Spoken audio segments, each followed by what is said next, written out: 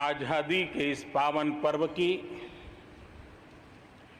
सभी देशवासियों को बधाई और बहुत बहुत शुभकामनाएं।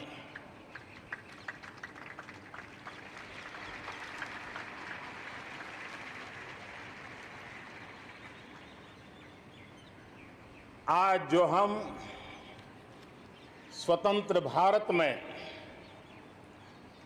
सांस ले रहे हैं, उसके पीछे मां भारती के लाखों बेटे बेटियों, उनका त्याग, उनका बलिदान और मां भारती को आजाद कराने के संकल्प के प्रति उनका समर्पण आज ऐसे सभी हमारे स्वातंत्र सेनानियों का, आजादी के वीरों का, नर बांकुरों का,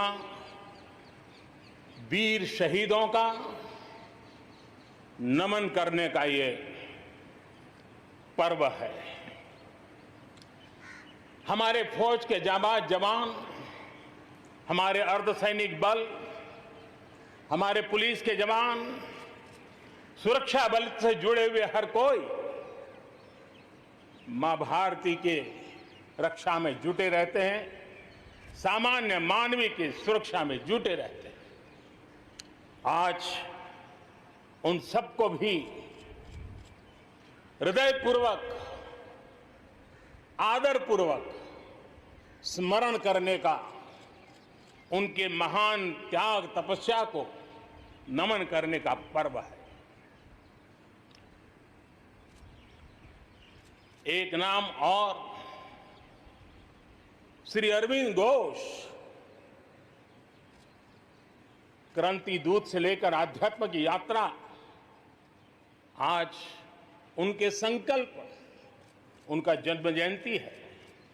हमें उनके संकल्पों को, हमारे संकल्पों को पूर्ण करने के उनकी तरफ से आशीर्वाद बने रहे।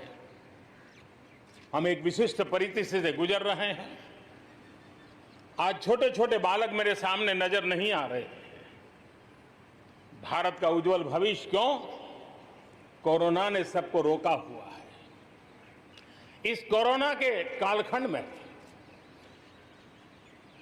लक्षावधि कोरोना वॉरियर्स, चाहे डॉक्टर हो, नर्सिस हो, सफाई कर्मी हो, एम्बुलेंस चलाने वाले लोग हो, किस किस के नाम गिनाऊंगा। उन लोगों ने इतने लंबे समय तक जिस प्रकार से सेवा परमो धर्मः इस मंत्र को जी करके दिखाया है, पूर्ण समर्पण भाव से मां भारती के लालों की सेवा की है, ऐसे सभी कोरोना वॉरियर्स को भी मैं आज नमन करता हूं। इस कोरोना के कालखंड में अनेक हमारे भाई बहन इस कोरोना के संकट में प्रभावित हुए हैं। कई परिवार प्रभावित हुए हैं। कईयों ने अपनी जान भी गंवाई है। मैं ऐसे सभी परिवारों के प्रति अपनी संवेदनशीलता प्रकट करता हूं और इस कोरोना के खिलाफ मुझे विश्वास है 130 करोड़ देशवासियों की अदम्य इच्छा शक्ति, संकल्प शक्ति हमें उसमें भी विजय दिलाएगी और हम विजयी होके रहेंगे। मुझे विश्वास है कि पिछले दिनों भी हम एक प्रकार से अनेक संकटों से गुजर रहे।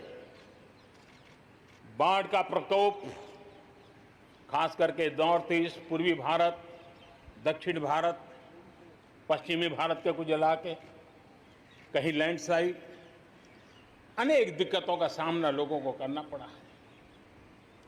अनेक लोगों ने अपनी जान गंवाई है। मैं उन परिवारों के प्रति भी मेरी संवेदना व्यक्त करता हूं और राज्य सरकारों के साथ कंधे से कंधा मिलाकर के ऐसी संकट की घड़ी में हमेशा देश एक बनकर के, चाहे केंद्र सरकार हो, राज्य सरकार हो, हम मिलकर के तत्काल जितनी भी मदद पहुंचाने का प्रयास कर सकते हैं, सफलतापूर्वक कर रहे हैं। मेरे प्यारे देशवासियों, आजादी का पर्व हमारे लिए, ये स्वतंत्रता का पर्व आजादी के वीरों को याद कर करके नए संकल्पों की ऊर्जा का एक अवसर होता है। एक प्रकार से हमारे लिए ये नई प्रेरणा लेकर के आता है, नया उमंग, नया उत्साह लेकर के आता है। और इस बार तो हमारे लिए संकल्प करना बहुत आवश्यक भी है और बहुत शुभ अवसर भी है, क्योंकि अगला जब हम आजादी का पर्व मनाएंगे तब हम 75 वर्ष में प्रवेश करेंगे। ये अपने आप में एक बहुत बड़ा अवसर है और इसलिए आज आने वाले 2 साल के लिए बहुत बड़े संकल्प लेकर के हमें चलना है। 130 करोड़ देशवासियों को चलना है। आजादी के 75 वर्ष में जब प्रवेश करेंगे और आजादी के 75 वर्ष जब पूर्ण होंगे, हम हमारे संकल्पों की पूर्ति का एक महापर्व के रूप में उसको भी मनाएंगे। मेरे प्यारे देशवासियों, हमारे पूर्वजों ने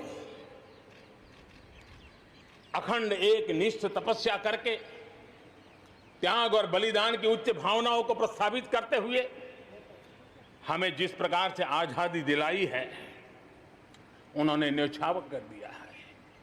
लेकिन हम ये बात न भूलें कि गुलामी के इतने लंबे कालखंड में कोई भी पल ऐसा नहीं था, कोई भी क्षेत्र ऐसा नहीं था कि जब आजादी की ललक न उठी हो, आजादी की इच्छा को लेकर के किसी ने प्रयास न किया हो, जंग न किया हो, त्याग न किया हो और एक प्रकार से जवानी जेलों में खपा दी, जीवन के सारे सपनों को फांसी के फंदों को चूम करके आहूत कर दिया।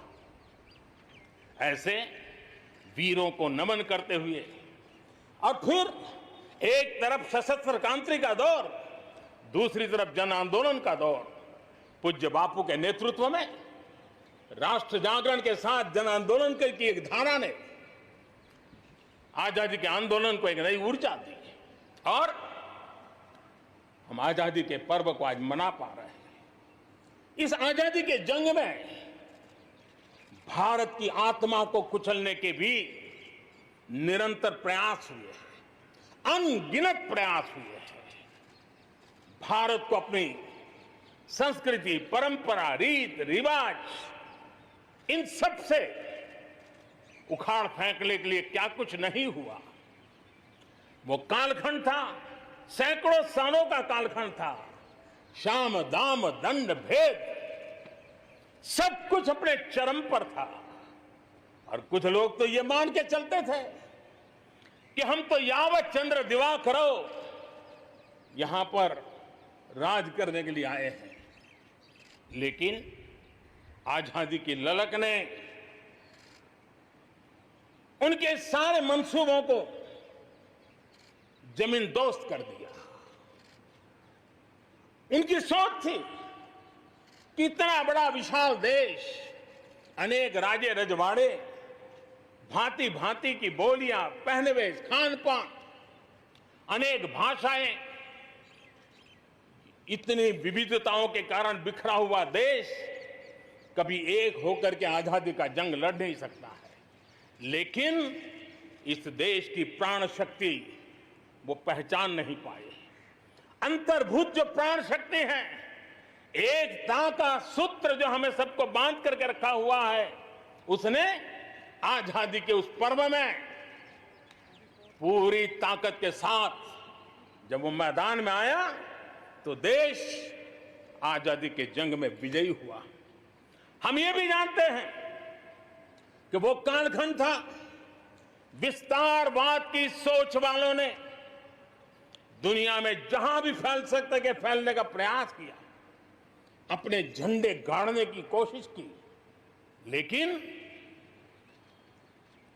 भारत का आजादी का आंदोलन दुनिया के अंदर भी एक प्रेरणा का पुंज बन गया, दिव्य स्तंभ बन गया और दुनिया में भी आजादी की ललक जगी।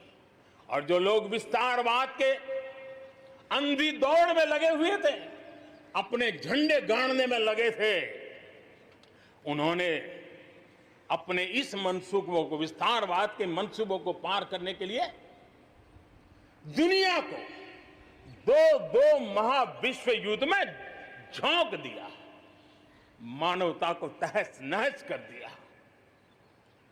जिंदगियां तबाह कर दी, दुनिया को तबाह कर दिया।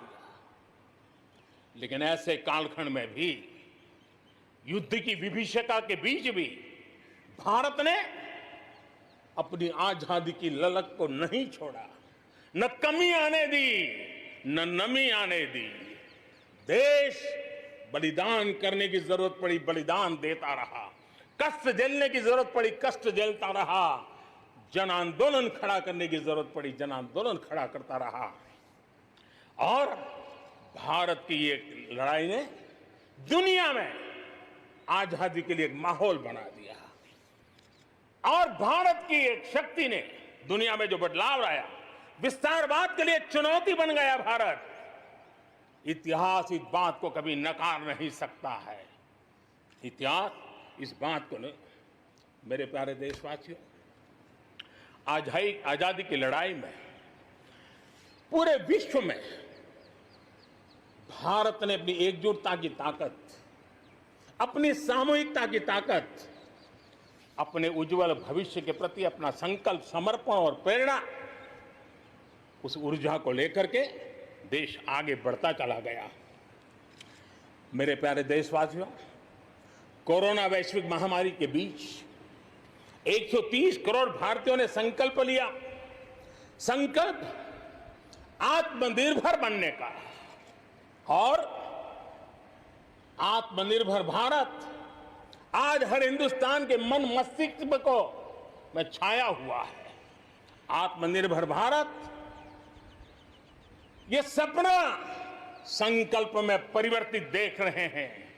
आत्मनिर्भर भारत ये एक प्रकार से शब्द नहीं, ये आज 130 करोड़ देशवासियों के लिए मंत्र बन गया है। हम जानते हैं, जब मैं आत्मनिर्भर की बात करता हूं, हम में से जो भी 25-30 साल की उम्र से ऊपर होंगे, उन सब ने अपने परिवार में अपने माता पिता या अपने बुजुर्गों से सुना होगा कि भाई बेटे बेटी, अब 20 साल 21 साल के हो गए हो, अब अपने पैरों पे खड़े हो जाओ। 20-21 साल में भी परिवार संतानों से अपने पैरों पर खड़े होने की अपेक्षा करता है। हम तो आजादी के 75 वर्ष के एक कदम दूर है, तब हमारे लिए भी भारत जैसे देश को अपने पैरों पर खड़ा होना अनिवार्य है। आत्मनिर्भर बनना अनिवार्य है। जो परिवार के लिए आवश्यक है, वो देश के लिए भी आवश्यक है। और इसलिए, और मुझे विश्वास है, भारत इस सपने को चरितार्थ करके रहेगा। और उसका कारण मेरे देश के नागरिकों के सामर्थ्य पर मुझे यकीन है। मुझे मेरे देश की प्रतिभा पर गर्व है। मुझे देश के युवाओं में, देश की मातृशक्ति में, हमारी महिलाओं में अप्रतिम सामर्थ्य जो है, उस पर मेरा भरोसा है। मेरा हिंदुस्तान की सोच, हिंदुस्तान का अप्रोच, इस पर विश्वास है। और इतिहास गवाह है कि भारत एक बार ठान लेता है तो भारत करके रहता है। और इसी के कारण जब हम आत्मनिर्भर की बात करते हैं तो दुनिया को भी उत्सुकता भी है, भारत से अपेक्षा भी है। और इसलिए हमें उस अपेक्षा को पूर्ण करने के लिए अपने आप को योग्य बनाना बहुत आवश्यक है। हमें अपने आप को तैयार करना बहुत आवश्यक है। भारत के चिंतन में भारत जैसे विशाल देश, भारत युवा शक्ति से भरा हुआ देश, आत्मनिर्भर भारत की पहली शर्त होती है आत्मविश्वास से भरा हुआ भारत। उसकी यही नींव होती है और यही विकास को नई गति, नई ऊर्जा देने का सामर्थ्य रहती है। भारत विश्व एक परिवार के संस्कारों से पला बड़ा हुआ है। अगर वेद कहते थे वसुधैव कुटुंबकम, तो विनोबा जी कहते थे जय जगत। और इसलिए हमारे लिए विश्व एक परिवार है। और इसलिए आर्थिक विकास भी हो, लेकिन साथ साथ मानव और मानवता का भी केंद्र स्थान होना चाहिए, इसका महत्व होना चाहिए। उसी को लेकर के हम चलते हैं। आज दुनिया इंटरकनेक्टेड है, आज दुनिया इंटरडिपेंडेंट है और इसलिए समय की मांग है कि विश्व अर्थव्यवस्था में भारत जैसे विशाल देश का योगदान बढ़ना चाहिए। विश्व कल्याण के लिए भी ये भारत का कर्तव्य है और भारत को अपना योगदान बढ़ाना है तो भारत को स्वयं को सशक्त होना होगा, भारत को आत्मनिर्भर होना होगा। हमें जग कल्याण के लिए भी अपने आप को सामर्थ्यवान बनाना ही पड़ेगा। और जब हमारी जड़ें मजबूत होगी, हमारा अपना सामर्थ्य होगा, तो हम दुनिया का भी कल्याण करने की दिशा में कदम उठा सकते हैं। हमारे देश में अथाक प्राकृतिक संपदा है, क्या कुछ नहीं है। आज समय की मांग है कि हमारे इन प्राकृतिक संसाधनों में हम वैल्यू एडिशन करें, हम हमारे मानव संपदा में मूल्य वृद्धि करें, नई ऊंचाइयों पर ले जाएं। और हम देश में कब तक कच्चा माल विदेश भेजते रहेंगे, रॉ मटेरियल कब तक दुनिया में भेजते रहेंगे। और देखिए तो रॉ मटेरियल दुनिया में भेजना और फिनिश गुड को दुनिया से वापस लाना, ये खेल कब तक चलेगा। और इसलिए हमें आत्मनिर्भर बनना होगा। हमारी हर शक्ति पर वैश्विक आवश्यकताओं के अनुसार मूल्य वृद्धि करना है, ये हमारा दायित्व है। ये वैल्यू एडिशन करने की दिशा में हम आगे बढ़ना चाहते हैं। हम विश्व में योगदान करने के लिए हम आगे बढ़ना चाहते हैं। विश्व में हम कुछ न कुछ, उसी प्रकार से कृषि क्षेत्र, एक समय था जब हम बाहर से गेहूं मंगवा करके अपना पेट भरते थे, लेकिन हमारे देश के किसानों ने वो कमाल करके दिखा दिया। आत्मनिर्भर भारत आज कृषि क्षेत्र में बना है। आज भारत के किसान, भारत के नागरिकों का ही पेट भरते इतना नहीं है। आज भारत वो स्थिति में है कि दुनिया में जिसकी जरूरत है उसको भी हम अन्न दे सकते हैं।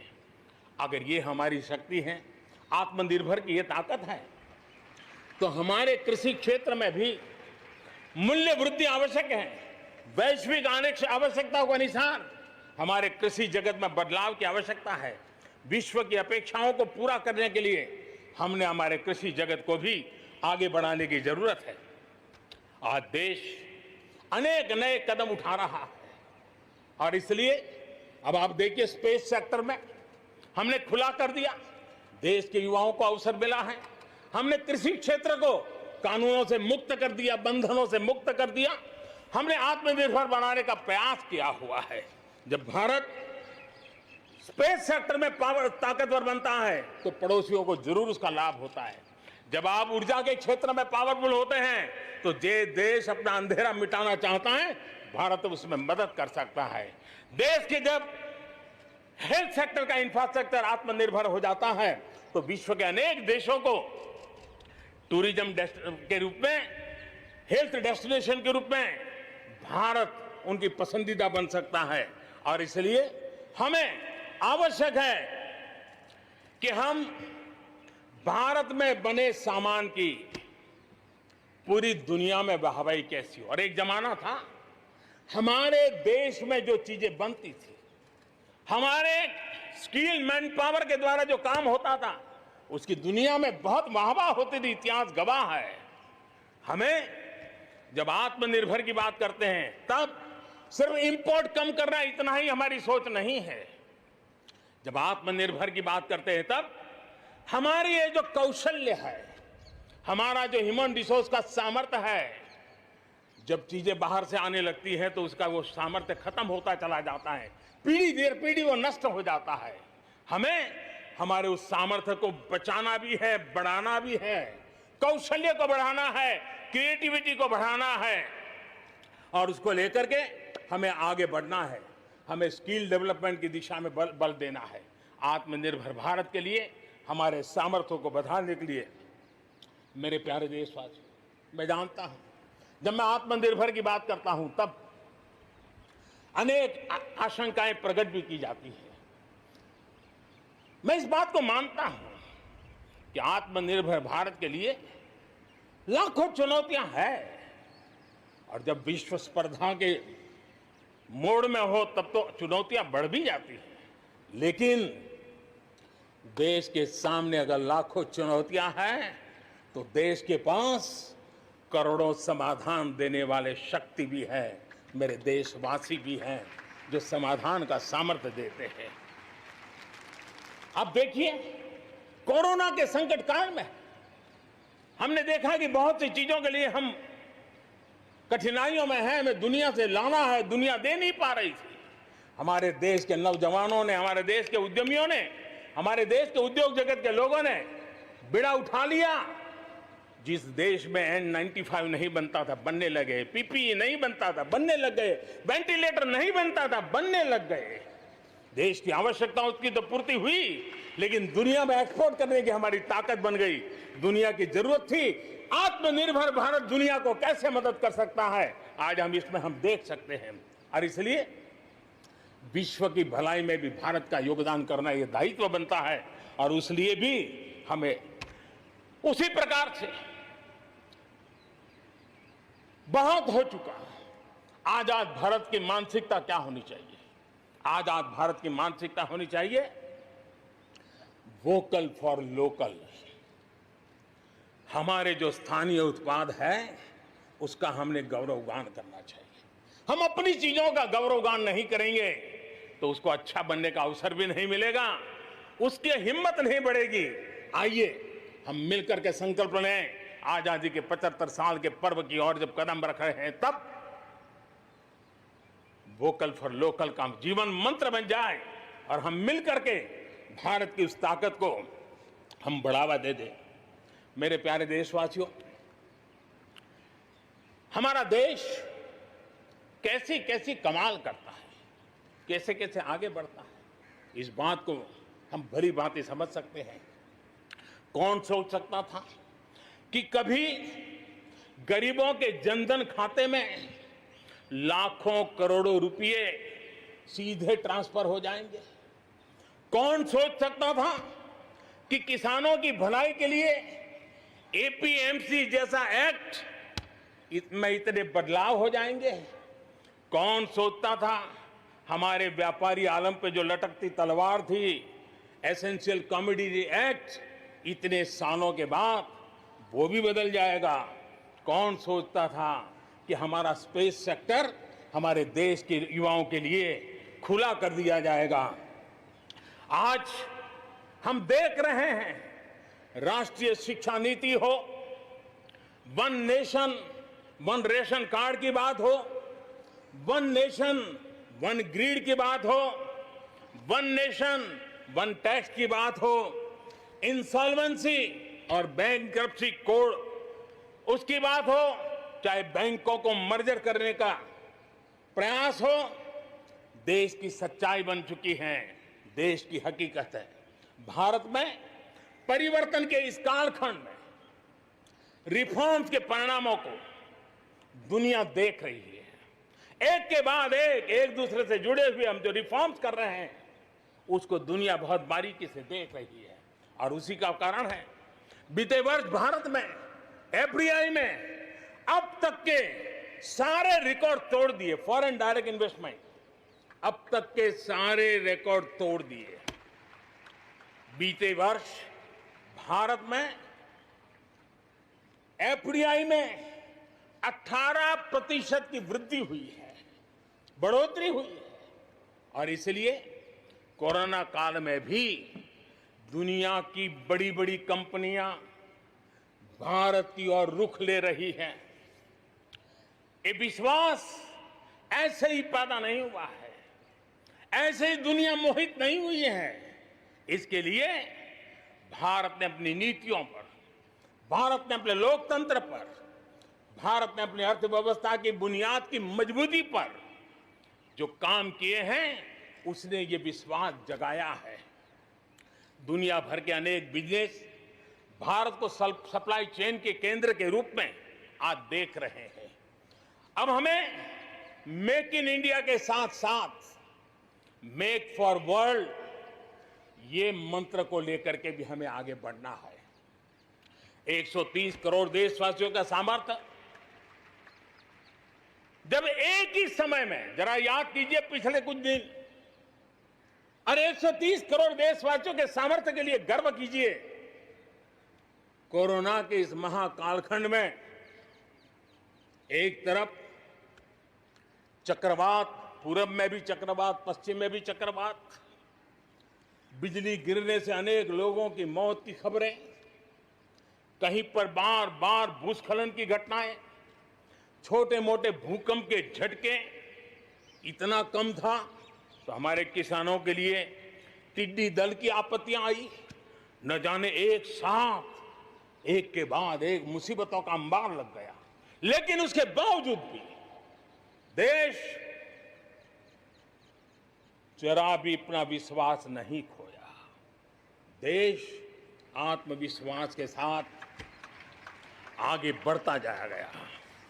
देशवासियों के जीवन को, देश की अर्थव्यवस्था को कोरोना के प्रभाव से जल्दी से जल्दी बाहर निकालना आज हमारी प्राथमिकता है। इसमें अहम भूमिका रहेगी नेशनल इंफ्रास्ट्रक्चर पाइपलाइन प्रोजेक्ट की। इस पर 110 लाख करोड़, उससे भी ज्यादा खर्च किए जाएंगे। इसके लिए अलग अलग सेक्टर्स में लगभग 7,000 प्रोजेक्ट्स की पहचान कर ली गई है। इससे देश के ओवरऑल इंफ्रास्ट्रक्चर डेवलपमेंट को एक नई दिशा भी मिलेगी, एक नई गति भी मिलेगी। और इससे हमेशा कहा जाता है, ऐसे संकट की घड़ी में जितना ज्यादा इंफ्रास्ट्रक्चर को बल दिया जाए ताकि आर्थिक गतिविधि बढ़ती है, लोगों को रोजगार मिलता है, काम मिलता है, उसके जुड़े हुए कई काम एक साथ चल जाते हैं। छोटे बड़े उद्योग, किसान, हर मध्यम वर्ग को इसका बहुत लाभ होता है। और आज मैं एक बात स्मरण करना चाहता हूं, जब अटल बिहारी वाजपेयी हमारे देश के प्रधानमंत्री थे, तब उन्होंने स्वर्णिम चतुर्भुज की एक बहुत बड़ी दूरगामी असर पैदा करने वाली योजना को प्रारंभ किया था और देश के रोड नेटवर्क के इंफ्रास्ट्रक्चर को नेक्स्ट जनरेशन पर ले गए थे। आज भी वो स्वर्णिम चतुर्भुज की तरफ देश बड़े गर्व से देख रहा है। हाँ, हमारा हिंदुस्तान बदल रहा है, देख रहा है। मेरे प्यारे देशवासियों, अटल जी ने अपने समय में ये काम किया, लेकिन अब हमें उसे आगे ले जाना है, हमें नई ओर ले जाना है। और अब हम साइलोज में नहीं चल सकते। हम इंफ्रास्ट्रक्चर को, रोड का रोड वाला काम करेगा, रेल का रेल में चला जाएगा, न रेल का रोड से संबंध, न रोड का रेल से संबंध, न एयरपोर्ट का पोर्ट से संबंध, न पोर्ट का एयरपोर्ट से संबंध, न रेलवे स्टेशन का बस से संबंध, बस स्टेशन से संबंध, न बस स्टेशन का रेलवे। ऐसी स्थिति नहीं चले। अब हमें सारा इंफ्रास्ट्रक्चर एक कॉम्प्रिहेंसिव हो, इंटीग्रेटेड हो, एक दूसरे के पूरक हो, रेल से रोड पूरक हो, रोड से सी पोर्ट पूरक हो, सी पोर्ट से पोर्ट पूरक हो। ये हमें एक नए सदी के लिए हमें मल्टी मॉडल कनेक्टिविटी इंफ्रास्ट्रक्चर, इसको जोड़ने के लिए हम अब आगे बढ़ रहे हैं और ये एक नया आयाम होगा। बहुत बड़ा सपना लेकर के इस पर काम शुरू किया है और मुझे विश्वास है ये साइलोस को खत्म करके हमारे इस सारी व्यवस्था को एक नई ताकत देंगे। इसके साथ साथ हमारे समुद्री तट, विश्व व्यापार में समुद्री तटों का अपना बहुत महत्व होता है। जब हम पोर्ट लेड डेवलपमेंट को लेकर के चले हैं, तब हम आने वाले दिनों में समुद्री तट के पूरे हिस्से में 4 लेन रोड बनाने की दिशा में एक आधुनिक इंफ्रास्ट्रक्चर के लिए हम काम करेंगे। मेरे प्यारे देशवासियों, हमारे यहां शास्त्रों में एक बहुत बड़ी बात और बड़ी महत्वपूर्ण बात कही गई है। हमारे यहां शास्त्रों में कहा गया है, सामर्थ्य मूलम स्वातंत्रम, सामर्थ्य मूलम स्वातंत्रम, श्रम मूलम च वैभवम, श्रम मूलम च वैभवम। यानी किसी समाज की, किसी भी राष्ट्र की आजादी का स्रोत उसका सामर्थ्य होता है और उसके वैभव, उन्नति, प्रगति का स्रोत उसकी श्रम शक्ति है। और इसलिए सामान्य नागरिक, शहर हो या गांव, उसकी मेहनत का कोई मुकाबला नहीं है। मेहनत का समाज को जब सुविधाएं मिलती है, जीवन का संघर्ष, रोजमर्रा की मुसीबतें कम होती है, तो उसकी ऊर्जा, उसकी शक्ति बहुत खिल उठती है, बड़े कमाल करके देती है। बीते 6 वर्षों में देश के मेहनत कश नागरिकों का जीवन बेहतर बनाने के लिए अनेक विविध कामों का सिलसिला चलाया गया है, अनेक अभियान चलाए गए हैं। आप देखिए, बैंक खाता हो, पक्के घर की बात हो, इतनी बड़ी मात्रा में शौचालय बनाने हो, हर घर में बिजली कनेक्शन पहुंचाना हो, माताओं बहनों को धुएं से मुक्त करने के लिए गैस का कनेक्शन देना हो, गरीब से गरीब को बीमा सुरक्षा देने का प्रयास हो, 5 लाख रुपए तक अच्छे से अच्छे अस्पताल में मुफ्त इलाज कराने के लिए आयुष्मान भारत योजना हो, राशन की दुकानों को टेक्नोलॉजी से जोड़ने की बात हो, हर गरीब, हर व्यक्ति बिना किसी भेदभाव के पूरी पारदर्शिता के साथ उसको लाभ पहुंचाने में पिछले 6 साल ने बहुत अच्छी तरह प्रगति की है। कोरोना के संकट में भी इन व्यवस्थाओं में बहुत मदद मिली है। इस दौरान करोड़ों गरीब परिवारों को मुफ्त गैस सिलेंडर पहुंचना, राशन कार्ड हो या न हो, 80 करोड़ से ज्यादा मेरे देशवासियों को उनके घर का चूल्हा जलता रहे, 80 करोड़ देशवासियों को मुफ्त में अनाज पहुंचाने का काम हो, 90,000 करोड़ रुपए से ज्यादा सीधे बैंक खाते में पैसे ट्रांसफर हो। कुछ वर्ष पहले तो सोच भी नहीं सकते थे, कल्पना ही नहीं कर सकते थे कि दिल्ली 1 रुपया से 1 रुपया निकले और 100 के 100 पैसे गरीब के खाते में जमा हो जाए, ये पहले कभी सोचा भी नहीं जा सकता है। अपने ही गांव में रोजगार के लिए गरीब कल्याण रोजगार अभियान शुरू किया गया है। श्रमिक साथी खुद को रिस्किल करे, अपस्किल करे, इस पर विश्वास करते हुए, श्रम शक्ति पे भरोसा करते हुए, गांव के संसाधनों पर भरोसा करते हुए, हम वोकल फॉर लोकल को बल देते हुए, रीस्किल, अपस्किल के द्वारा हम हमारे देश की श्रम शक्ति को, हमारे गरीबों को एम्पावर करने की दिशा में हम काम कर रहे हैं। शहर में हमारे जो श्रमिक हैं, क्योंकि आर्थिक गतिविधि का केंद्र शहर है, गांव से लोग दूर दूर से शहरों में आते हैं। स्ट्रीट वेंडर्स हो, रेडी पट्टी वाले लोग हो, आज बैंकों से उनको सीधा पैसा देने की योजना चल रही है।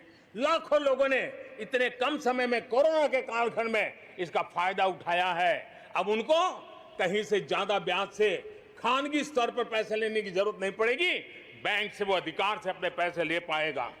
उसी प्रकार से जब शहर में हमारे श्रमिक आते हैं, उनको रहने की अगर अच्छी सुविधा मिल जाए तो उनकी कार्य क्षमता में भी बहुत बढ़ोतरी होती है। और इसी बात को ध्यान में रखते हुए शहर के अंदर उनके लिए हमने आवास की व्यवस्था की एक बहुत बड़ी योजना बनाई है, ताकि शहर के अंदर जब श्रमिक आएगा तो वो अपने काम के लिए मुक्त मन से पूरे विश्वास के साथ आगे बढ़ पड़ेंगे। मेरे प्यारे देशवासियों, ये भी सही है कि विकास की इस यात्रा में भी हमने देखा है जैसे समाज जीवन में कुछ तबके पीछे रह जाते हैं, गरीबी से बाहर निकल नहीं पाते हैं, वैसे राष्ट्र जीवन में भी कुछ क्षेत्र होते हैं, कुछ भूभाग होते हैं, कुछ इलाके होते हैं जो पीछे रह जाते हैं। आत्मनिर्भर भारत बनाने के लिए हमारे लिए संतुलित विकास बहुत आवश्यक है और हमने 110 से ज्यादा आकांक्षी जिले आइडेंटिफाई किए हैं। उन 110 जिले जो एवरेज से भी पीछे हैं, उनको राज्य की और राष्ट्र की एवरेज तक ले आना है। सभी पैरामीटर में लेता है। वहां के लोगों को बेहतर शिक्षा मिले, वहां के लोगों को बेहतर स्वास्थ्य सुविधाएं मिले, वहां के लोगों को रोजगार के स्थानीय अवसर पैदा हो, और उसके लिए लगातार हमने इन 110 जिले जो हमारी विकास यात्रा में कहीं पीछे छूट गए हैं, उनको आगे ले जाने के लिए प्रयास कर रहे हैं। मेरे प्यारे देशवासियों, आत्मनिर्भर भारत की अहम प्राथमिकता आत्मनिर्भर कृषि और आत्मनिर्भर किसान, और इसको हम कभी भी नजरअंदाज नहीं कर सकते हैं। किसान को पिछले दिनों हमने देखा है, एक के बाद एक रिफॉर्म आजादी के इतने सालों के बाद किए गए हैं। किसान को तमाम बंधनों से मुक्त करना हो, वो काम हमने कर दिया है। आप सोच नहीं सकते होंगे, हमारे देश में आप अगर साबुन बनाते हैं, हिंदुस्तान के कोने में जाके साबुन बेच सकते हैं। आप अगर कपड़ा बनाते हैं, हिंदुस्तान के किसी कोने में जाके कपड़ा बेच सकते हैं। आप चीनी बनाएं, आप चीनी बेच सकते हैं। लेकिन मेरा किसान, बहुत लोगों को पता नहीं होगा, मेरे देश का किसान जो उत्पादन करता था, न वो अपनी मर्जी से बेच सकता था, न अपनी मर्जी से जहां बेचना चाहता था वहां बेच सकता था। उसके लिए जो दायरा तय किया था वहीं बेचना पड़ता था। उस सारे बंधनों को हमने खत्म कर दिया है। अब हिंदुस्तान का किसान उस आजादी की सांस को ले पाएगा, ताकि वो हिंदुस्तान के किसी में भी, दुनिया के किसी भी कोने में अपना माल बेचना चाहता है, वो अपने टर्म्स पर बेच पाएगा। इस बात को हमने किसान की आय को बढ़ाने के लिए अनेक वैकल्पिक चीजों को भी बल दिया है। उसके किसानी में इनपुट कॉस्ट कैसे कम हो, सोलार पंप, उसको डीजल पंप से मुक्ति कैसे दिला दे, अन्नदाता ऊर्जादाता कैसे बने, मधुमक्खी पालन हो, फिशरीज हो, पोल्ट्री हो, ऐसे अनेक चीजें उसके साथ जुड़ जाएं, ताकि उसकी आय दोगुना हो जाए। उस दिशा में हम लगातार काम कर रहे हैं। आज समय की मांग है, हमारा कृषि क्षेत्र आधुनिक बने, मूल्य वृद्धि हो, वैल्यू एडिशन हो, फूड प्रोसेसिंग हो, पैकेजिंग की व्यवस्था हो, उसको संभालने की व्यवस्था हो, और इसलिए अच्छे इंफ्रास्ट्रक्चर की जरूरत है।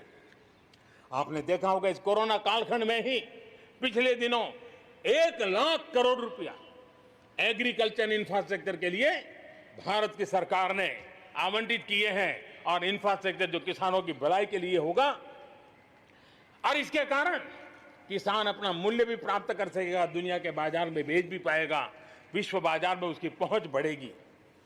आज हमने ग्रामीण उद्योगों को मजबूत करने की जरूरत है। ग्रामीण क्षेत्रों में विशिष्ट प्रकार से आर्थिक क्लस्टर बनाने जाएंगे। कृषि और गैर कृषि उद्योगों को गांव के अंदर एक जाल बनाई जाएगी, और उसके कारण उसके साथ साथ किसानों के लिए जो नई एफपीओ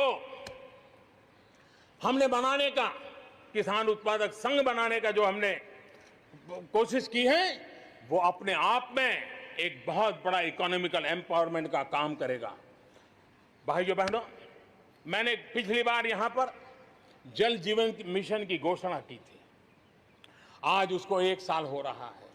मैं आज गर्व से कह सकता हूं कि जो हमने सपना लिया है कि पीने का शुद्ध जल, नल से जल हमारे देशवासियों को मिलना चाहिए।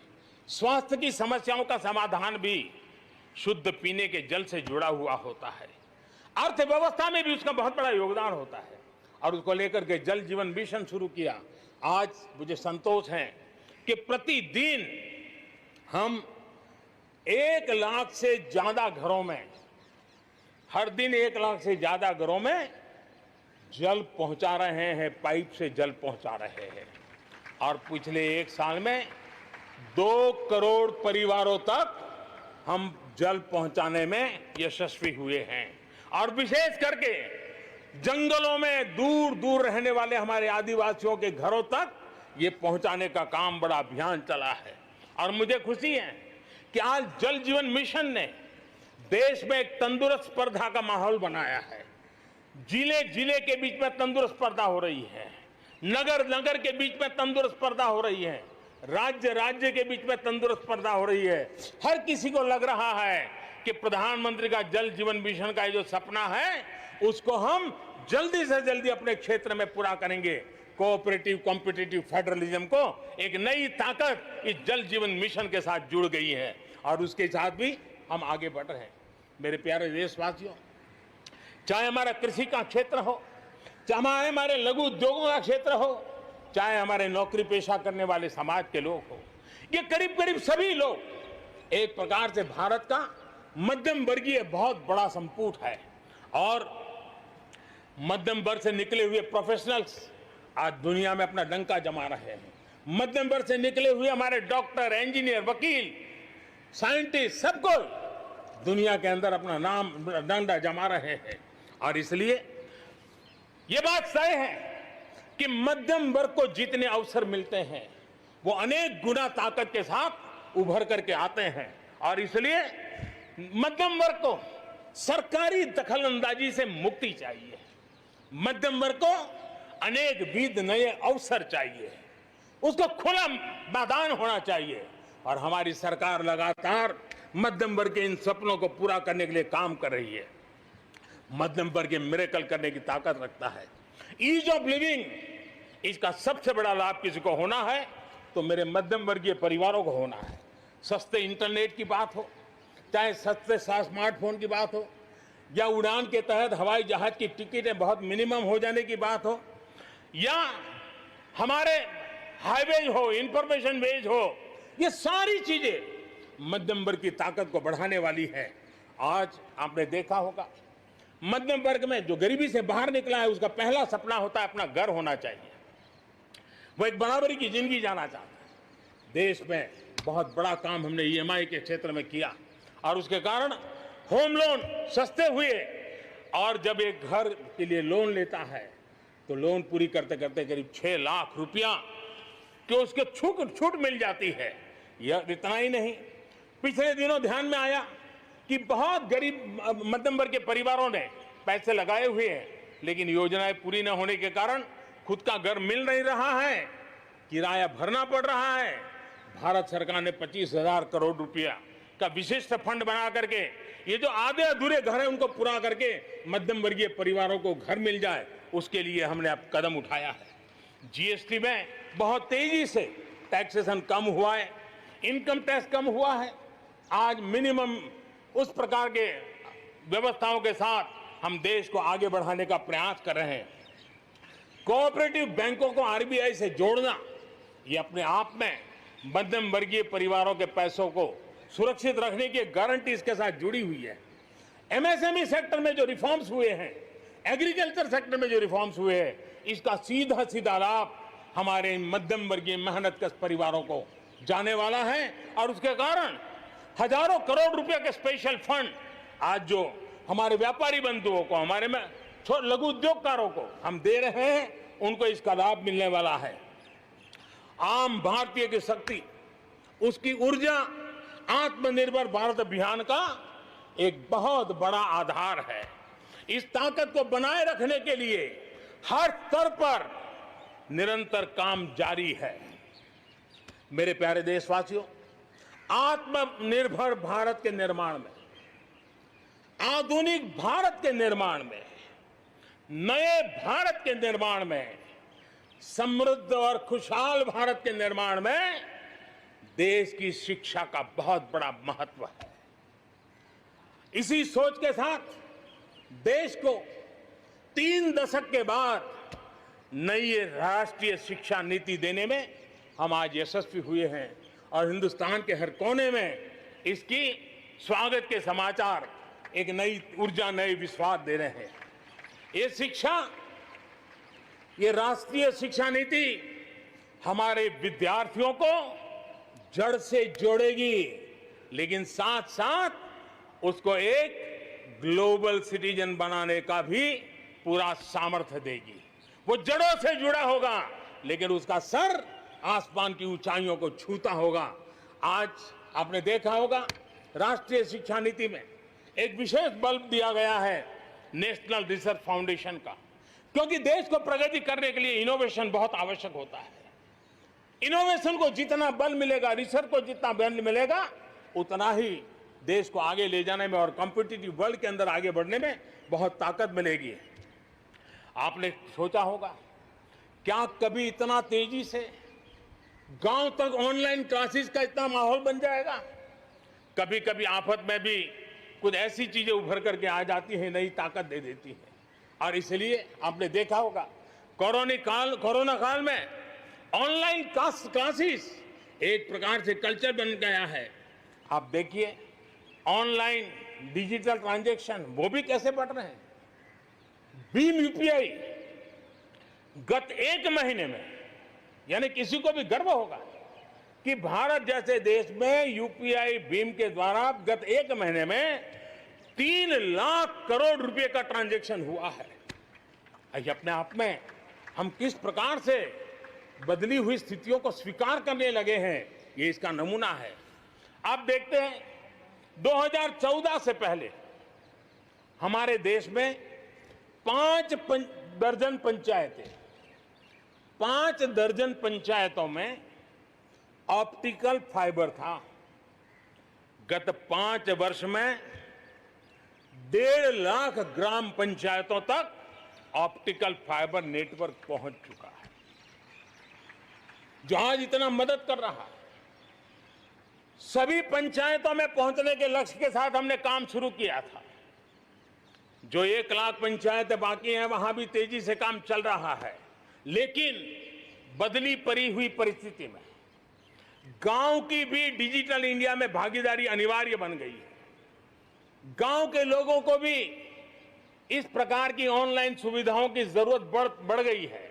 इसको ध्यान में रखते हुए पहले जो हमने कार्यक्रम बनाया था, हर पंचायत तक पहले पहुंचेंगे, लेकिन आज मैं आपसे बताना चाहूंगा कि अब हमने तय किया है कि सभी 6 लाख से ज्यादा जो हमारे गांव है, उन सभी गांवों में ऑप्टिकल फाइबर नेटवर्क पहुंचाया जाएगा।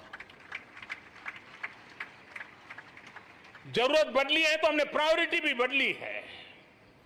6 लाख से अधिक गांवों में हजारों लाखों किलोमीटर ऑप्टिकल फाइबर का काम चलाया जाएगा और हमने तय किया है 1000 दिन में 1000 दिन के अंदर अंदर देश के 6 लाख से अधिक गांवों में ऑप्टिकल फाइबर नेटवर्क काम पूरा कर दिया जाएगा। बदलती हुई टेक्नोलॉजी में साइबर स्पेस, ये हमारी निर्भरता बढ़ती ही जाने वाली है। लेकिन साइबर स्पेस में खतरे भी जुड़े हुए होते हैं, भली भांति दुनिया इससे अब परिचित है, और इनसे देश के सामाजिक ताने बाने, हमारी अर्थव्यवस्था और हमारे देश के विकास पर भी खतरे पैदा करने का ये आसान मार्ग बन सकता है। और इसलिए भारत इसमें बहुत सचेत है, भारत बहुत सतर्क है और इन खतरों का सामना करने के लिए फैसले ले रहा है। इतना ही नहीं, नई व्यवस्थाएं भी लगातार विकसित की जा रही है। बहुत ही अल्प समय में नई साइबर सुरक्षा रणनीति, इसका एक पूरा खाका देश के सामने आएगा। आने वाले समय में सब इकाइयों को जोड़ करके हम इस साइबर सिक्योरिटी के अंदर सबको एक साथ चलना पड़ेगा। उसके लिए आगे बढ़ने की रणनीति बनाएंगे। मेरे प्यारे देशवासियों, भारत में महिला शक्ति को जब जब भी अवसर मिले, उन्होंने देश का नाम रोशन किया, देश को मजबूती दी है। महिलाओं को स्वरोजगार और रोजगार के समान अवसर देने के लिए आज देश प्रतिबद्ध है। आज भारत में महिलाएं अंडरग्राउंड कोयले की खदान में काम कर रही हैं, तो आज मेरे देश की बेटियां फाइटर प्लेन भी उड़ा करके आसमान की बुलंदियों को चूम रही है। आज भारत दुनिया के उन देशों में है जहां नौसेना और वायुसेना में महिलाओं को कॉम्बैट रोल में शामिल किया जा रहा है। गर्भवती महिलाओं को सैलरी के साथ 6 महीने की छुट्टी देने का फैसले की बात हो। हमारे देश की महिलाएं जो 3 तलाक के कारण पीड़ित रहती थी, वैसी हमारी मुस्लिम बहनों को मुक्ति दिलाने, आजादी दिलाने का काम हो। महिलाओं के आर्थिक सशक्तिकरण की बात हो। 40 करोड़ जो जनधन खाते खोले गए हैं, उसमें 22 करोड़ खाते हमारी बहनों के हैं। कोरोना काल में करीब 30,000 करोड़ रुपए इन बहनों के खाते में जमा कर दिए गए हैं। मुद्रा लोन 25 करोड़ के करीब मुद्रा लोन दिए गए, उसमें 70% मुद्रा लोन लेने वाली हमारी माताएं बहनें हैं। प्रधानमंत्री आवास योजना के तहत जो खुद का घर मिल रहा है, उसमें अधिकतम रजिस्ट्री भी महिलाओं के नाम हो रही है। मेरे प्यारे देशवासियों, गरीब बहन बेटियों की बेहतर स्वास्थ्य की भी चिंता यह सरकार लगातार कर रही है। हमने जन औषधि केंद्र के अंदर 1 रुपये में सैनिटरी पैड पहुंचाने के लिए एक बहुत बड़ा काम किया। 6,000 जन औषधि केंद्रों में पिछले कुछ थोड़े से समय में ही करीब 5 करोड़ से ज्यादा सैनिटरी पैड हमारी इन गरीब महिलाओं तक पहुंच चुके हैं। बेटियों में कुपोषण खत्म हो, उनकी शादी की सही आयु क्या हो, इसके लिए हमने कमेटियां बना की रचना की है। उसका रिपोर्ट आते ही बेटियों की शादी की उम्र के बारे में भी उचित फैसले लिए जाएंगे। मेरे प्यारे देशवासियों, इस कोरोना के सेक्टर में कालखंड में हेल्थ सेक्टर की तरफ ध्यान जाना बहुत स्वाभाविक है, और इसलिए आत्मनिर्भर की सबसे बड़ी सीख हमें हेल्थ सेक्टर ने इस संकट के काल में सिखा दी है, और उस लक्ष्य में प्राप्त करने के लिए हमें आगे भी बढ़ना है। अब देखिए, कोरोना के समय, उसके पूर्व हमारे देश में सिर्फ एक लैब थी टेस्टिंग के लिए। आज 1400 लैब्स का नेटवर्क है, हिंदुस्तान के हर कोने में फैला हुआ है। जब कोरोना का संकट आया तो एक दिन में सिर्फ 300 टेस्ट हो पाते थे। इतने कम समय में हमारे लोगों ने वो शक्ति दिखा दी है कि आज हर दिन 7 लाख से ज्यादा टेस्ट हम कर पाए। कहां 300 से शुरू किया था और कहां हम 7 लाख तक पहुंच गए। देश में नए एम्स, नए मेडिकल कॉलेज का निर्माण, आधुनिकीकरण की दिशा में निरंतर प्रयास ये हम कर रहे हैं। 5 साल में MBBS, MD में 45,000 से ज्यादा स्टूडेंट्स के लिए सीटों की बढ़ोतरी की गई है। गांव में 1.5 लाख से ज्यादा वेलनेस सेंटर, और उसमें से करीब 1/3 तो ऑलरेडी कार्यरत हो गए हैं, जिन्होंने इस कोरोना में बहुत बड़ी मदद की है। कोरोना के काल में वेलनेस सेंटर्स की भूमिका ने गांव की बहुत बड़ी मदद की है। हेल्थ सेक्टर में आज से एक बहुत बड़ा अभियान शुरू होने जा रहा है, और उसमें टेक्नोलॉजी का भी बहुत बड़ा रोल रहेगा। आज से national digital health mission, national digital health mission उसका भी आरंभ किया जा रहा है। भारत के हेल्थ सेक्टर में ये एक नई क्रांति ले आएगा। इलाज में आने वाली परेशानियां कम करने के लिए टेक्नोलॉजी का बहुत सुविचारित रूप से उपयोग होगा। प्रत्येक भारतीय को हेल्थ आईडी दी जाएगी। ये हेल्थ आईडी प्रत्येक भारतीय के स्वास्थ्य खाते की तरह काम करेगी। आपके हर टेस्ट, हर बीमारी, आपको किस डॉक्टर के पास कौन सी दवा ली थी, उनका क्या डायग्नोसिस था, कब दी थी, आपकी रिपोर्ट क्या थी, ये सारी जानकारी इस एक हेल्थ आईडी में आपको समाहित की जाएगी। डॉक्टर से अपॉइंटमेंट हो, पैसा जमा करना हो, अस्पताल में पर्ची बनवाने की भागदौड़ हो, तमाम दिक्कतें नेशनल डिजिटल हेल्थ मिशन के माध्यम से अनेक मुसीबतों से मुक्ति मिलेगी और उत्तम स्वास्थ्य के लिए हमारा कोई भी नागरिक सही फैसले कर पाएगा। ये व्यवस्था उसे होने वाली है। मेरे प्यारे देशवासियों, जब भी अब कोरोना की बात आती है तो एक बात स्वाभाविक है, हर किसी के मन में सवाल है, कोरोना की वैक्सीन कब तैयार होगी? ये सवाल हर एक के मन में है, पूरी दुनिया में है। मैं आज देशवासियों को कहना चाहूंगा, देश के हमारे वैज्ञानिकों की प्रतिभा एक ऋषि मुनि की तरह लेबोरेटरी में जी जान से जुटे हुए हैं, अखंड एक निष्ठ तपस्या कर रहे हैं, बड़ी कड़ी मेहनत कर रहे हैं और भारत में एक नहीं, दो नहीं, तीन वैक्सीन उसके टेस्टिंग के अलग अलग चरण में है।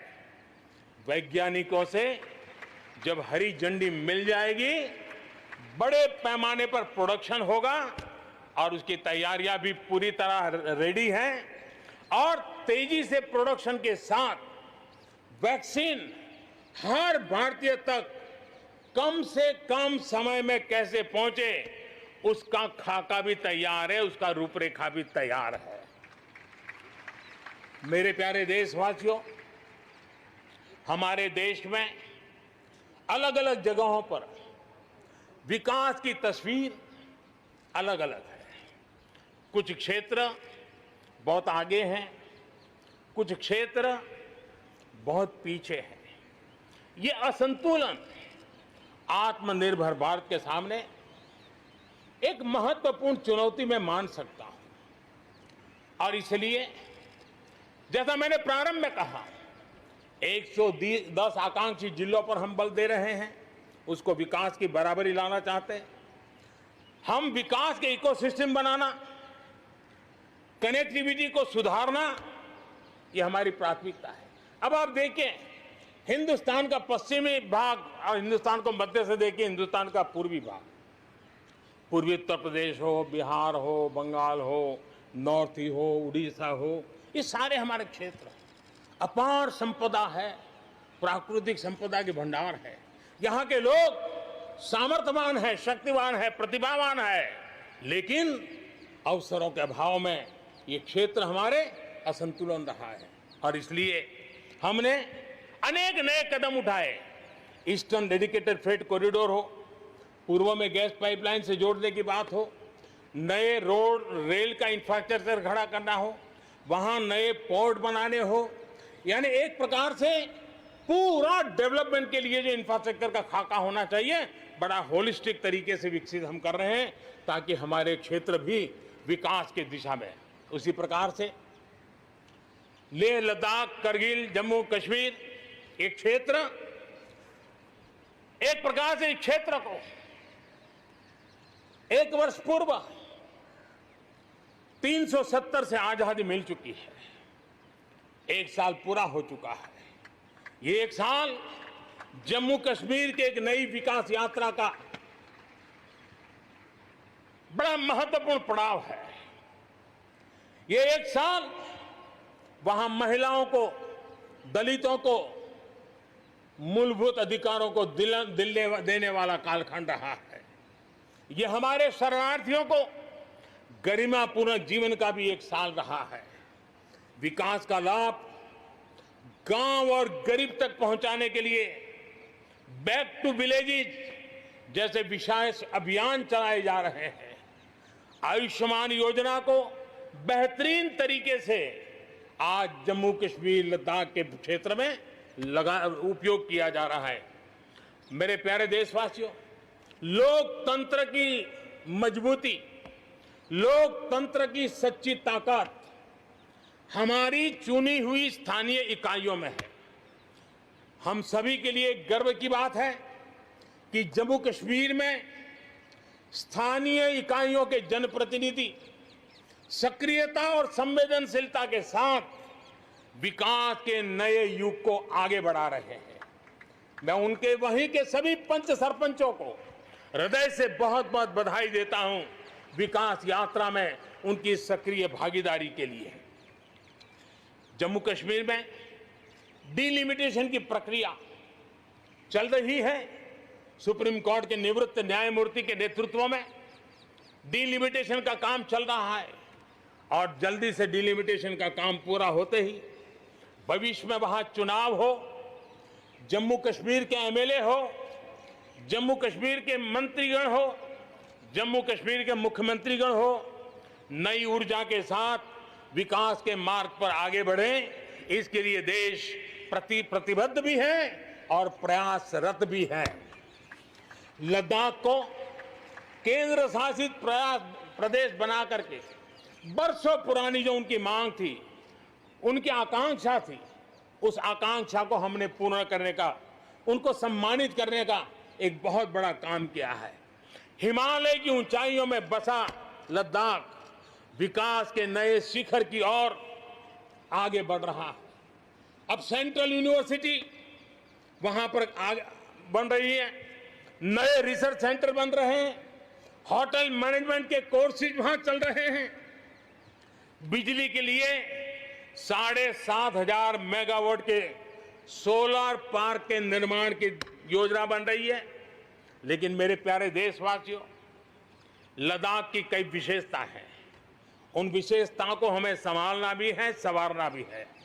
और जैसे सिक्किम ने, हमारे नॉर्थ ईस्ट में सिक्किम ने अपनी एक ऑर्गेनिक स्टेट की पहचान बनाई है, वैसे ही लद्दाख, लेह, करगिल, ये पूरा क्षेत्र हमारे देश के लिए कार्बन न्यूट्रल इकाई के रूप में उसकी पहचान बना सकता है। और इसके लिए भारत सरकार वहां के नागरिकों के साथ मिलकर के एक नमूना रूप, प्रेरणा रूप कार्बन न्यूट्रल और वो भी विकास का मॉडल, वहां की आवश्यकताओं की पूर्ति वाला मॉडल, उस दिशा में हम आगे बढ़ रहे हैं। मेरे प्यारे देशवासियों, भारत ने दिखाया है कि पर्यावरण के साथ संतुलन रखते हुए भी तेज विकास संभव है।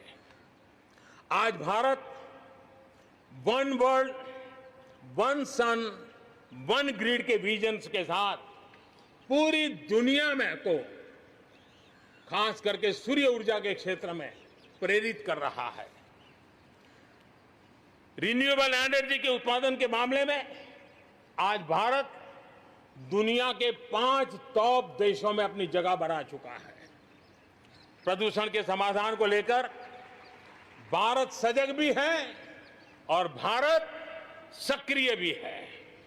स्वच्छ भारत अभियान हो, धुआं मुक्त रसोई गैस की व्यवस्था हो, एलईडी बल्ब का अभियान हो, सीएनजी आधारित ट्रांसपोर्टेशन की व्यवस्था हो, इलेक्ट्रिक मोबिलिटी के लिए प्रयास हो, हम कोई कसर नहीं छोड़ रहे हैं।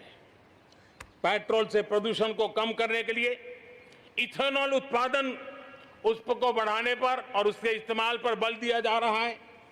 5 साल पहले हमारे देश के अंदर इथेनॉल की क्या स्थिति थी? 5 साल पहले हमारे देश में 40 करोड़ लीटर उत्पादन होता था।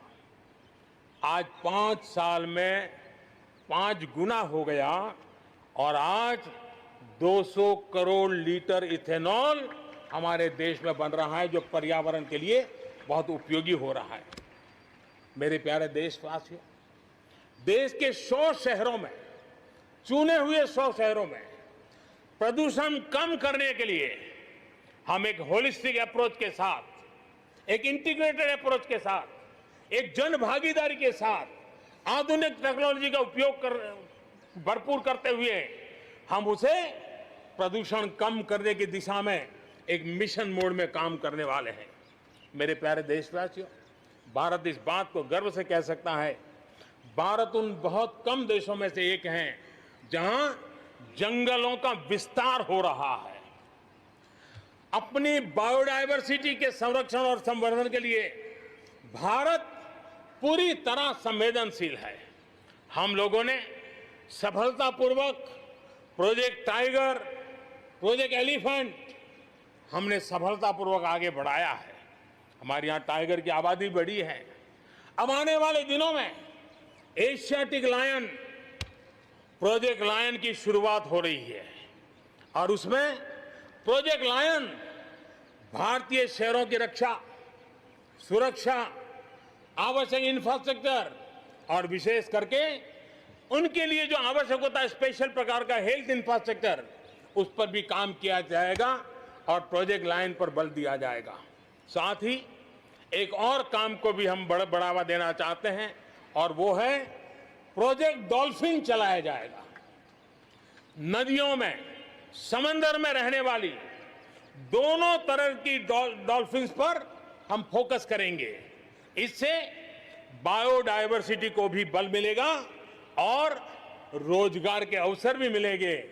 ये टूरिज्म के आकर्षण का भी केंद्र होता है, तो इस दिशा में भी हम आगे बढ़ने वाले हैं। मेरे प्यारे देशवासियों, जब हम एक असाधारण लक्ष्य को लेकर के असाधारण यात्रा पर निकलते हैं तो रास्ते में चुनौतियों की भरमार होती है और चुनौतियां भी असामान्य होती है। इतनी आपदाओं के बीच ही सीमा पर भी देश के सामर्थ्य को चुनौती देने के दुष्प्रयास हुए हैं, लेकिन एलओसी से लेकर एलएसी तक देश की संप्रभुता पर जिस किसी ने आंख उठाई, देश की सेना ने, हमारे वीर जवानों ने उसका उसी की भाषा में जवाब दिया है।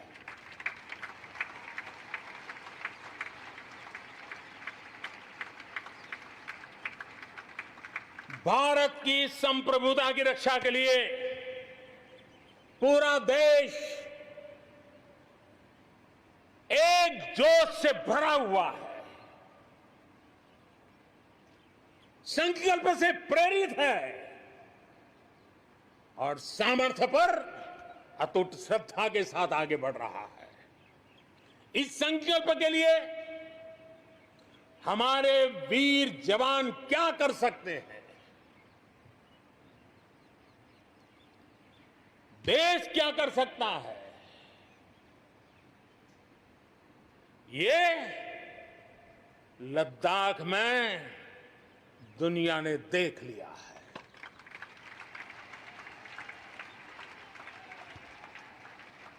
मैं आज मातृभूमि पर न्योछावर उन सभी वीर जवानों को लाल किले की प्राचीर से आदरपूर्वक नमन करता हूं। आतंकवाद हो या विस्तारवाद, भारत आज डटकर मुकाबला कर रहा है। आज दुनिया पर का भारत पर विश्वास और मजबूत हुआ है। पिछले दिनों संयुक्त राष्ट्र सुरक्षा परिषद के अस्थायी सदस्य के रूप में 192 में से 192 में से 184 देखो सो कहोगा, भारत को समर्थन मिलना ये हमारे हर हिंदुस्तानी के लिए गर्व दिलाता है। विश्व में हमने कैसी अपनी पहुंच बनाई है, उसका यह उदाहरण है। और यह तभी संभव होता है जब भारत खुद मजबूत हो, भारत सशक्त हो, भारत सुरक्षित हो। इसी सोच के साथ आज अनेक मोर्चों पर काम किया जा रहा है। मेरे प्यारे देशवासियों, हमारे पड़ोसी देशों के साथ, चाहे वो हमसे जमीन से जुड़े हो या समंदर से, अपने संबंधों का हम सुरक्षा, विकास और विश्वास की साझेदारी के साथ जोड़ रहे हैं। भारत का लगातार प्रयास है कि अपने पड़ोसी देशों के साथ हम अपने सदियों पुराने सांस्कृतिक, आर्थिक और सामाजिक रिश्तों को और गहराई दें। दक्षिण एशिया में दुनिया की 1/4 जनसंख्या रहती है। हम सहयोग और सहभागिता से इतनी बड़ी जनसंख्या के विकास और समृद्धि की अनगिनत संभावनाएं पैदा कर सकते हैं। इस क्षेत्र के देशों के सभी नेताओं की इस विशाल जनसमूह के विकास और प्रगति के लिए बहुत बड़ी जिम्मेदारी है, एक अहम जिम्मेदारी है। उसे निभाने के लिए दक्षिण एशिया के इन सभी क्षेत्र के सभी लोगों को, राजनेताओं को, शासकों को, बुद्धिजीवियों को भी मैं आह्वान करता हूं, इस पूरे क्षेत्र में जितनी शांति होगी, जितना सौहार्द होगा, उतनी ही ये मानवता के काम आएगी, मानवता के हित में होगा। पूरी दुनिया का हित इसमें समाहित है। आज पड़ोसी सिर्फ वो ही नहीं है जिनसे हमारी भौगोलिक सीमाएं मिलती है, बल्कि वे भी हैं जिनसे हमारे दिल मिलते हैं। जहां रिश्तों में समरसता होती है, मेलजोल रहता है। मुझे खुशी है कि बीते कुछ समय में भारत ने एक्सटेंडेड नेबरहुड के सभी देशों के साथ अपने संबंधों को और मजबूत किया है। पश्चिम एशिया के देशों से हमारे राजनीतिक, आर्थिक और मानवीय संबंधों की प्रगति में कई गुना तेजी आई है। विश्वास अनेक गुना बढ़ गया है। इन देशों के साथ हमारे आर्थिक संबंध, खासकर ऊर्जा क्षेत्र में भागीदारी बहुत महत्वपूर्ण है। इनसे कई देशों में, इन सभी देशों में, ज्यादातर देशों में बहुत बड़ी संख्या में हमारे भारतीय भाई बहन काम कर रहे हैं। जिस प्रकार इन देशों ने कोरोना के संकट के समय भारतीयों की मदद की, भारत सरकार के अनुरोध का सम्मान किया, उसके लिए भारत उन सभी देशों का आभारी है और मैं अपना आभार प्रकट करना चाहता हूं। इस प्रकार हमारे पूर्व के आसियान देश, जो हमारे मैरीटाइम पड़ोसी भी हैं, वो भी हमारे लिए बहुत विशेष महत्व रखते हैं। इनके साथ भारत का हजारों वर्ष पुराना धार्मिक और सांस्कृतिक संबंध है। बौद्ध धर्म की परंपराएं हमें उनसे जोड़ती है। आज भारत इन देशों के साथ सिर्फ सुरक्षा क्षेत्र में नहीं, बल्कि समुद्री संपदा के क्षेत्र में भी सहयोग बढ़ा रहा है। मेरे प्यारे देशवासियों, भारत के जितने प्रयास शांति और सौहार्द के लिए है, उतनी ही प्रतिबद्धता अपनी सुरक्षा और अपनी सेनाओं को सशक्त करने के लिए भी है।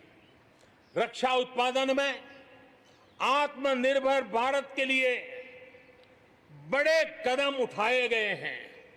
हाल ही में 100 से ज्यादा सैन्य उपकरणों के आयात पर हमने रोक लगा दी है। मिसाइलों से लेकर के हल्के युद्धक हेलीकॉप्टरों तक, असॉल्ट राइफल से लेकर ट्रांसपोर्ट एयरक्राफ्ट तक, सभी मेक इन इंडिया हो गए। अपना तेजस भी अपनी तेजी और अपनी ताकत दिखाने के लिए आधुनिक जरूरतों के हिसाब से तैयार हो रहा है। देश की सुरक्षा में हमारे बॉर्डर और कोस्टल इंफ्रास्ट्रक्चर की बहुत बड़ी भूमिका है। आज हिमालय की चोटियां हो या हिंद महासागर के द्वीप, हर दिशा में कनेक्टिविटी के विस्तार पर जोर दिया जा रहा है। लद्दाख से लेकर के अरुणाचल प्रदेश तक बड़े पैमाने पर हमारे देश की सुरक्षा को ध्यान में रखते हुए नई सड़कें तैयार की गई हैं। देश में, मेरे प्यारे देशवासियों, हमारा इतना बड़ा समुद्र तट है, लेकिन साथ साथ हमारे पास 1300 से ज्यादा आइलैंड्स हैं। कुछ चुनिंदा आइलैंड के महत्व को देखते हुए तेजी से विकसित करने पर हम आगे बढ़ रहे हैं। आपने देखा होगा, पिछले सप्ताह 5 दिन पहले अंडमान निकोबार में submarine optical fibre cable project का लोकार्पण हुआ। अंडमान निकोबार को भी चेन्नई और दिल्ली जैसी इंटरनेट सुविधा अब उपलब्ध होगी। अब हम आगे लक्षद्वीप को भी इसी तरह जोड़ने के लिए काम को आगे बढ़ाने वाले हैं। अगले 1000 दिन में लक्षद्वीप को भी तेज इंटरनेट की सुविधा से जोड़ने का हमने लक्ष्य रखा है। बॉर्डर और कोस्टल एरिया के युवाओं के विकास, उसको भी सुरक्षा को केंद्र में रखते हुए विकास के मॉडल की दिशा में हम आगे बढ़ रहे हैं। और उसमें एक कदम, एक बड़ा अभियान हम शुरू कर रहे हैं। हमारे जो बॉर्डर इलाके हैं, हमारे जो कोस्टल इलाके हैं, वहां के करीब 173 डिस्ट्रिक्ट हैं जो किसी न किसी देश की सीमा या समुद्री तट से जुड़े हुए हैं। आने वाले दिनों में एनसीसी का विस्तार उन बॉर्डर डिस्ट्रिक्ट के नौजवानों के लिए किया जाएगा। बॉर्डर एरिया के कैडेट्स को हम करीब करीब 1 लाख नए एनसीसी के कैडेट तैयार करेंगे और उसमें 1/3 हमारी बेटियां हो, ये भी प्रयास रहेगा। बॉर्डर एरिया के कैडेट्स को सेना प्रशिक्षित करेगी। कोस्टल एरिया के जो कैडेट्स हैं उनको नेवी के लोग प्रशिक्षित करेंगे और जहां एयरबेस है वहां के कैडेट को एयरफोर्स की तरफ से ट्रेनिंग दी जाएगी। बॉर्डर और कोस्टल एरिया को आपदाओं से निपटने के लिए एक ट्रेन्ड मैन पावर मिलेगा। युवाओं को आर्म फोर्सेस में कैरियर बनाने के लिए जरूरी स्किल भी मिलेगी। मेरे प्यारे देशवासियों, पिछले वर्ष लाल किले से मैंने कहा था, बीते 5 साल आवश्यकताओं की पूर्ति और अगले 5 साल आकांक्षाओं की पूर्ति के हैं। बीते 1 साल में ही देश ने बड़े और महत्वपूर्ण फैसलों के पड़ाव को पार कर लिया है। गांधी 150 पर भारत ने गांवों को खुद को खुले में शौच से मुक्त किया है।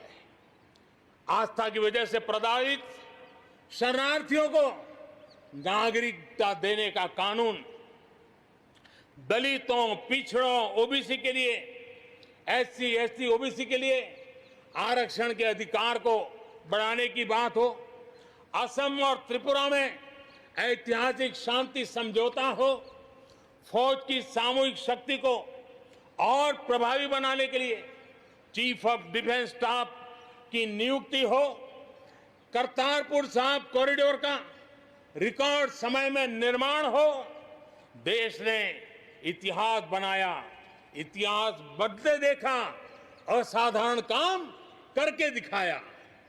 10 दिन पूर्व अयोध्या में भगवान राम के भव्य मंदिर का निर्माण शुरू हुआ। राम जन्मभूमि के सदियों पुराने विषय का शांतिपूर्ण समाधान हो चुका है। देश के लोगों ने जिस संयम के साथ और समझदारी के साथ आचरण किया है, व्यवहार किया है, यह अभूतपूर्व है और भविष्य के लिए हमारे लिए प्रेरणा का कारण है। शांति, एकता और सद्भावना, यही तो आत्मनिर्भर भारत की ताकत बनने वाली है। यही मेलजोल, यही सद्भाव भारत के उज्जवल भविष्य की गारंटी है। इसी सद्भाव के साथ हमें आगे बढ़ना है। विकास में के इस महायज्ञ में हर हिंदुस्तानी को अपनी कुछ न कुछ आहुति देनी है। इस दशक में भारत नई नीति और नई रीति के साथ ही आगे बढ़ेगा। जब साधारण से काम नहीं चलेगा, अब होती है चलती का वक्त अब चला गया। हमें दुनिया में किसी से कम नहीं, हम सबसे ऊपर रहने का प्रयास करेंगे और इसलिए हम सर्वश्रेष्ठ उत्पादन, सर्वश्रेष्ठ ह्यूमन रिसोर्सेज, सर्वश्रेष्ठ गवर्नेंस, हर चीज में सर्वश्रेष्ठ के लक्ष्य को लेकर के आजादी के 75 साल के लिए हमें आगे बढ़ना है। हमारी पॉलिसीज, हमारे प्रोसेस, हमारे प्रोडक्ट्स, सब कुछ उत्तम से उत्तम हो, बेस्ट हो, तभी एक भारत श्रेष्ठ भारत की परिकल्पना साकार होगी। आज हमें फिर से संकल्प लेने की जरूरत है। ये संकल्प आजादी के लिए बलिदान देने वालों के सपनों को पूरा करने का हो। ये संकल्प 130 करोड़ देशवासियों के लिए हो। ये संकल्प हमारी आने वाली पीढ़ियों के लिए हो, उनके उज्जवल भविष्य के लिए हो। ये संकल्प आत्मनिर्भर भारत के लिए हो। हमें शपथ लेनी होगी, हमें प्रतिज्ञा करनी होगी। हम आयात को कम से कम करने की दिशा में योगदान करेंगे। हम अपने लघु उद्योगों को सशक्त करेंगे। हम सब लोकल के लिए वोकल बनेंगे और हम ज्यादा इनोवेट करेंगे। हम एम्पावर करेंगे अपने युवाओं को, महिलाओं को, आदिवासियों को, दिव्यांगों को, दलितों को, गरीबों को, गांव को, पिछड़ों को, हर किसी को। आज भारत ने असाधारण गति से असंभव को संभव किया है। इसी इच्छा शक्ति, इसी लगन, इसी जज्बे के साथ प्रत्येक भारतीय को आगे बढ़ना है। वर्ष 2022 हमारी आजादी के 75 वर्ष का पर्व अब बस आ ही गया है। हम एक कदम दूर है। हमें दिन रात एक कर देना है। 21वीं सदी का ये तीसरा दशक हमारे सपनों को पूरा करने का दशक होना चाहिए। कोरोना बड़ी विपत्ति है, लेकिन इतनी बड़ी नहीं कि आत्मनिर्भर भारत की विजय यात्रा को वो रोक पाए। मैं देख सकता हूं एक नए प्रभात की लालिमा, एक नए आत्मविश्वास का उदय, एक नए आत्मनिर्भर भारत का शंखनाद। एक बार फिर आप सभी को स्वाधीनता दिवस की कोटि कोटि शुभकामनाएं। आइए मेरे साथ दोनों हाथ के ऊपर करके पूरी ताकत से बोलिए, भारत माता की, भारत माता की, भारत माता की, वंदे वंदे वंदे, जय हिंद।